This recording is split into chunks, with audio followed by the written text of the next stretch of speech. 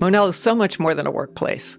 It really is a professional home. It's where I've felt more at home in terms of my workplace than any place else I've ever been. I'm Nancy Rawson. I'm the Executive Vice President here at Monell, and my job really is to brag about Monell to pretty much everybody I meet. It's a great job. In addition, I do a lot of mentoring. I'm very excited about a new program we're starting to train scientists in skills that they would need to go into entrepreneurial pursuits or business science. And I also work with patient advocates and work to get the patient voice incorporated throughout the scientific enterprise.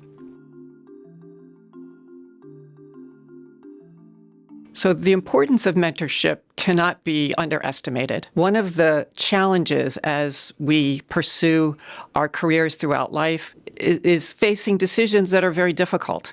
And my guiding light for making those decisions has always been looking for people that I could learn from and be mentored by. And that has suited me very well and has worked out really well throughout my career to get me to places that are both fulfilling, enjoyable, and really has allowed me to pursue my dreams. I think we do a wonderful job with mentoring our junior scientists and our faculty.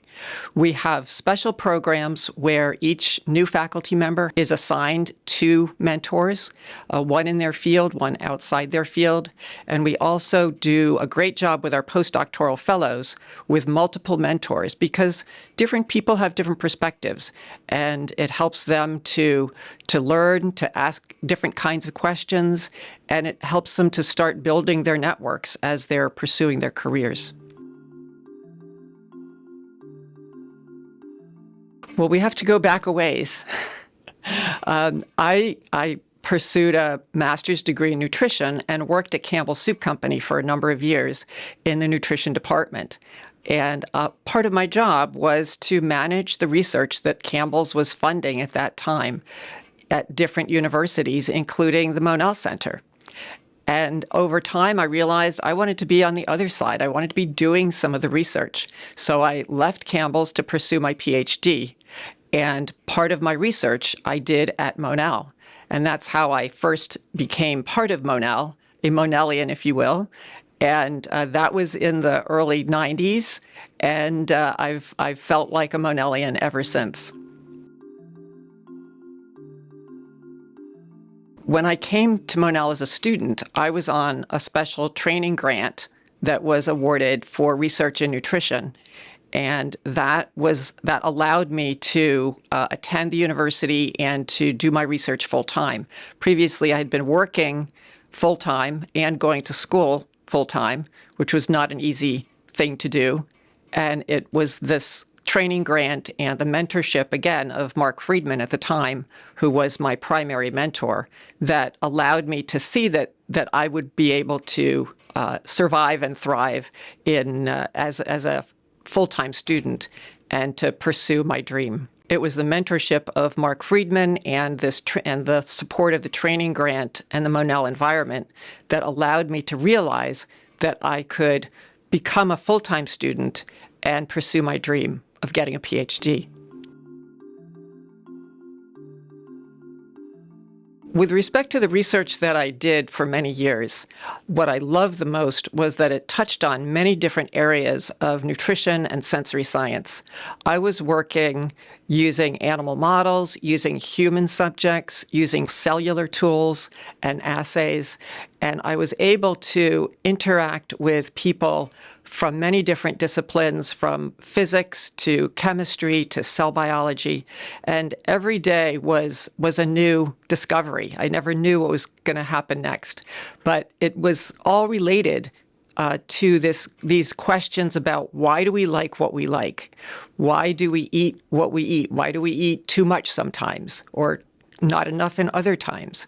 And the freedom to pursue where the science took me was really what kept driving me to do more and to really look forward to every day in the lab. Over time, I became very broadly trained in cell biology, in behavioral science, in other areas, and studied both taste and smell, which at the time very few people actually did. To me, they were both interesting.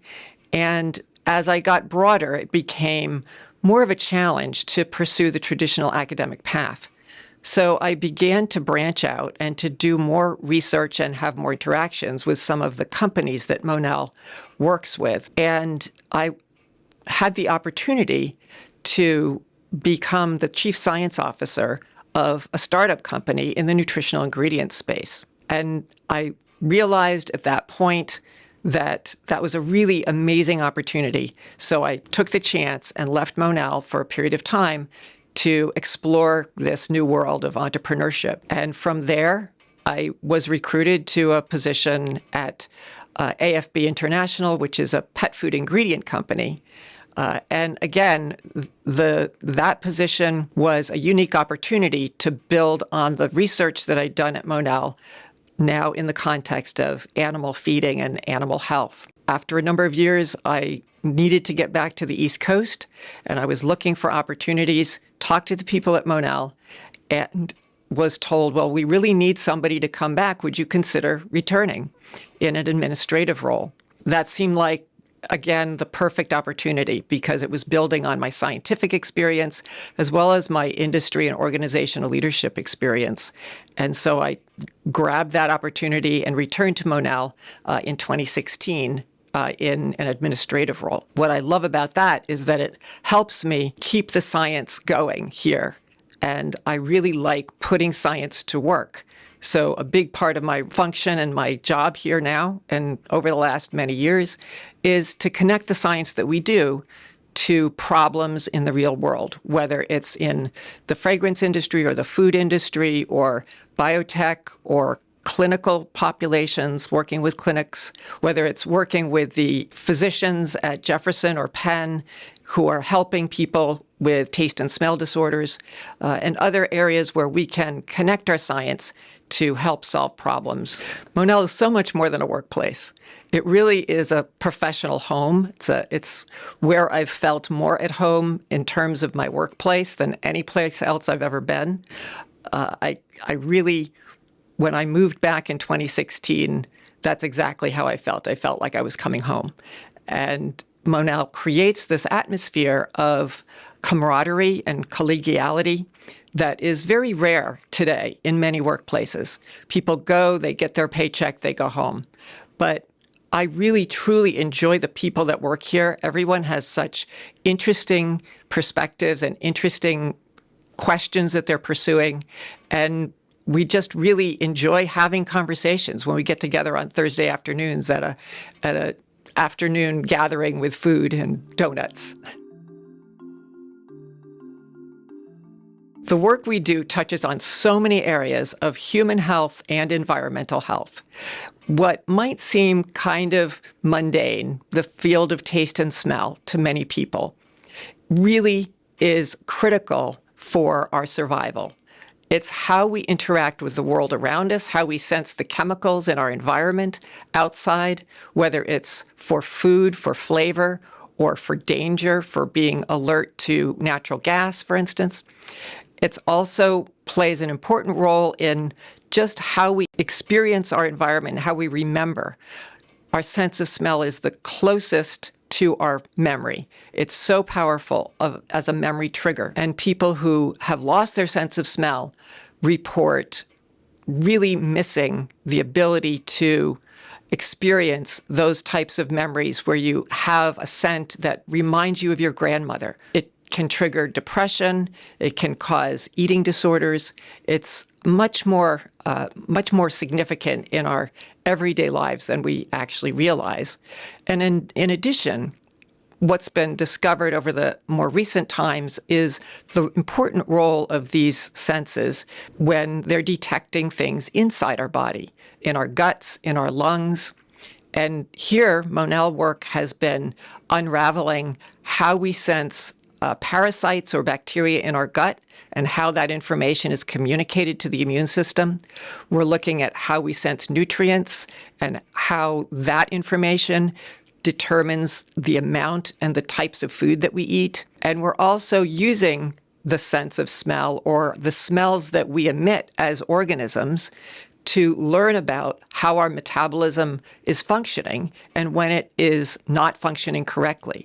It turns out that the odors that we emit are incredible signals of our health, if we have cancer, if we have neurodegenerative disease, other types of conditions where we might be able to use this information for early diagnosis. Monell has been able to develop rapid smell tests and to do a lot of research to demonstrate the importance of regular monitoring of our sense of smell as a key feature of our overall health and even our longevity.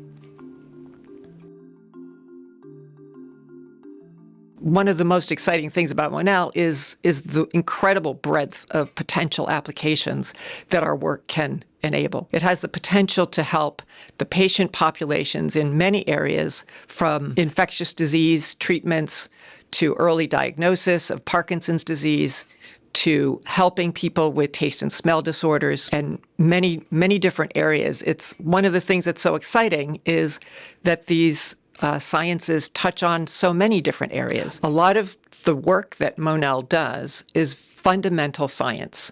We're seeking to understand the basic mechanisms by which our biology functions. Another aspect of our work that is very important is the translational work, where we're looking at things like bitter blockers for medicines that children have to take in liquid form. And these drugs are so horribly bitter that infants just will not swallow them. And so this type of work has more direct application to improving the adherence to medication treatments that will help children worldwide taking drugs for things like HIV or tuberculosis. The analogy that I use is if you're building a house, you can't put a roof without the walls, right? So you have to start from the basis. You have to start from the foundation and build up. And so the work that we're doing is filling in those gaps in the foundational knowledge. We don't know how memory works. Fundamentally, everyone wants to have a better memory. I would love to have a better memory. But until we truly understand the mechanisms, the neurological mechanisms by which memories are created in the brain, we will not be able to make progress in improving memory or addressing memory disorders. That's the type of work that we do here that is very fundamental and important. Investing in Monell is investing in a unique institution that bridges the gap from the chemical senses, the senses that we use to sense the world around us and within us, to solving problems that are as far-ranging as early diagnosis of Parkinson's disease, new approaches to treating diabetes and obesity, developing materials or ways to make plant proteins more acceptable, to improve the sustainability of our diets. By contributing and supporting our work, you're really supporting the future of public health in many different ways. One of the ways that the field has evolved over time is in the technologies that we use to answer the questions. When I was a student, we could imagine the big questions, but we really didn't have the tools to answer many of them. We can study the activity of specific cells inside the brain in awake, behaving animals. And this is such a powerful tool that we're not perturbing the system. We're not looking at snapshots of cellular activity. I think that has allowed us to address bigger questions. How does the gut communicate with the brain? We could look at how the gut works. We could look at how the brain works. But looking at those two at the same time, in real time, we just couldn't do 25 years ago. And today we can do it. Another area is our understanding of genetics and the importance of genetic variations.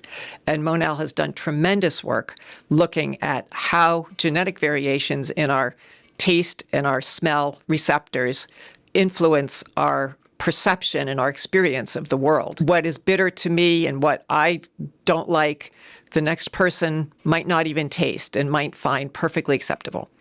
So this is adding a new dimension of understanding, both for things like personalized nutrition, personalized medicine, to the whole scientific endeavor. What excites me about the future is really the application now of the newest technologies, machine learning, artificial intelligence, the genetic tools that we have, and the ability to visualize neural activity and biology without invading the organism from outside the organism.